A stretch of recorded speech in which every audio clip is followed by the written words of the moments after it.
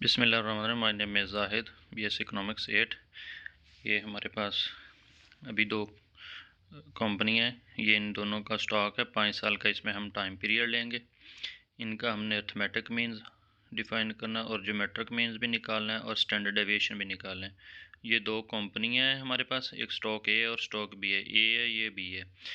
ये इनकी वैल्यू दी हुई है और हमने इसका अर्थमेटिक मीन्स निकालना है। अर्थमेटिक मीन्स निकालने के लिए हमारे पास जो फार्मूला है वो एवरेज का है। तो इसमें हम इक्वल प्रेस करके इसमें एवरेज लिखेंगे, एवरेज, और एवरेज लगा के ब्रैकेट स्टार्ट करेंगे इसमें और इसको सेलेक्ट करके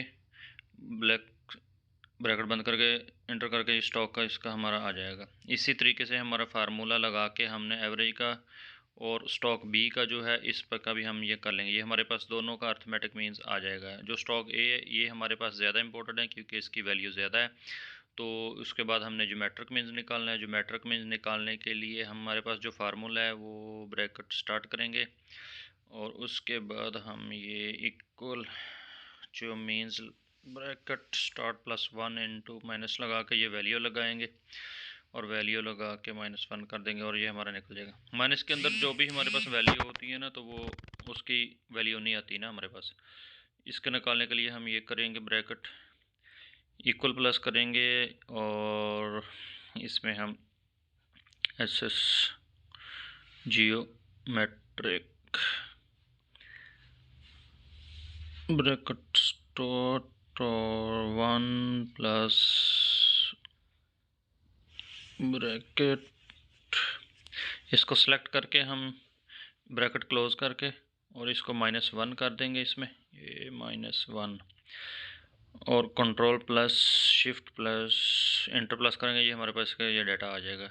ये हमारा फार्मूला है जो ऊपर दिया गया है। तो ये निकालने के बाद हमने इसको ये इसकी वैल्यू आ गई हमारी और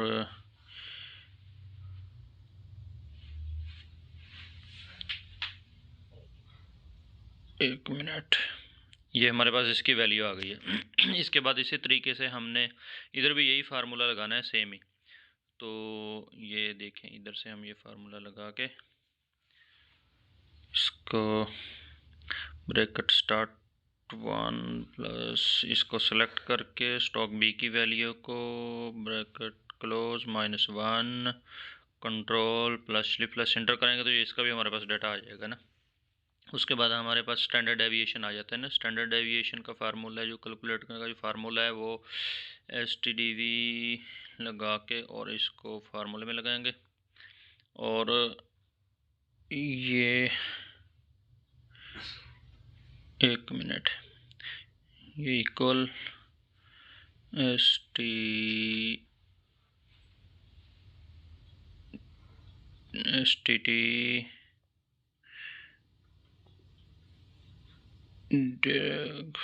टू स्टार्ट, ये सारी ब्रैकेट प्रेस करके एंटर करेंगे, ये इसकी वैल्यू आ जाएंगी हमारी।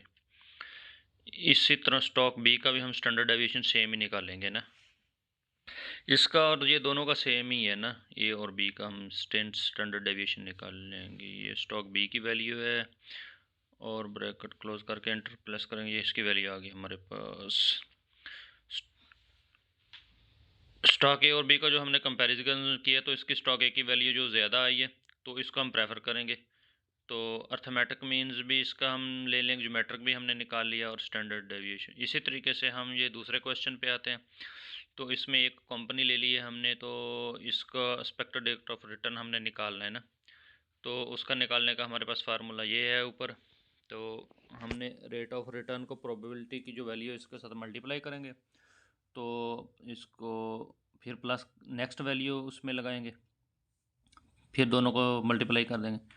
मसलन ये हमने ये सेलेक्ट की, मल्टीप्लाई बाय प्रोबेबिलिटी प्लस डालेंगे और फिर इसी तरीके से दूसरी ये करेंगे, इसको मल्टीप्लाई सेकंड के साथ करेंगे और फिर प्लस का साइन लगा देंगे। इसी तरह फिर तीसरी वैल्यू लगाएंगे और फिर इसको इसके साथ प्रोबेबिलिटी के साथ मल्टीप्लाई करेंगे, प्लस करके फिर इसी तरह चौथी लगाएंगे हम और रेट ऑफ रिटर्न की चौथी वैल्यू लगा के हमने इसको इसके साथ प्रोबेबिलिटी के साथ मल्टीप्लाई कर देना। एंड पे प्लस नहीं हमने लगाना ना, तो इस पे हम इंटर करेंगे तो ये इसकी हमारी ये वैल्यू आ जाएगी। तो ये हमारे पास हो गया क्वेश्चन 2। ये क्वेश्चन 3 आ गया हमारे पास। What is the component investment look for the required return. तो जो भी इन्वेस्टर होता है तो वो चेक करता है कि हमें कितना रेट ऑफ रिटर्न मिलेगा कितने टाइम के बाद ना। तो इसके लिए हमारे पास ये the time of the fund are commented. तो एक्सपेक्टेड डेट ऑफ इन्फ्लेशन हो गया इसका। तो इसमें हम कितनी देर में ये एक्सपेक्ट कर रहे हैं कि कितने इन्फ्लेशन आएगा। Uncertain of future payment. Question number 4 हमारे पास आ गया। इसके liquid and illiquid assets. Liquid acid और इलिक्विड एसिड में क्या फ़र्क होता है। लिक्विड एसिड वो होते हैं जो हम जल्दी से सेल कर देते हैं, जो हमारे जल्दी सेल हो जाते हैं ना, तो वो कैश की मद में हमारे पास पैसा आ जाता है। तो जो इलिक्विड एसिड होते हैं वो हमारे पास सेल हो जाते हैं लेकिन उनको जल्दी हमारे पास कैश नहीं आता ना हमारे पास। Liquid asset are these asset can committed into cash liquidity, for example cash, stock, cheque, short terms investment, short term inventories. तो इसमें अंदर हमारे पास कैश भी है, चेक भी है, स्टॉक भी है और इसके अंदर हमारे पास इन्वेंट्रीज भी हैं क्योंकि ये हम जल्दी सेल हो जाते हैं ना। इलिक्विड एसिड होते हैं कि illiquid are those take in to the convert to cash, for example land, machinery, long term bonds. यो इसमें ये सारे आ जाते हैं क्योंकि इसमें लैंड हम जल्दी सेल नहीं कर सकते तो कोई टाइम लगता है। इसी तरह मशीनरी भी जल्दी सेल नहीं होती तो उस पर भी हमें टाइम लगता है। तो ये इलिक्विड एसिड आते हैं क्योंकि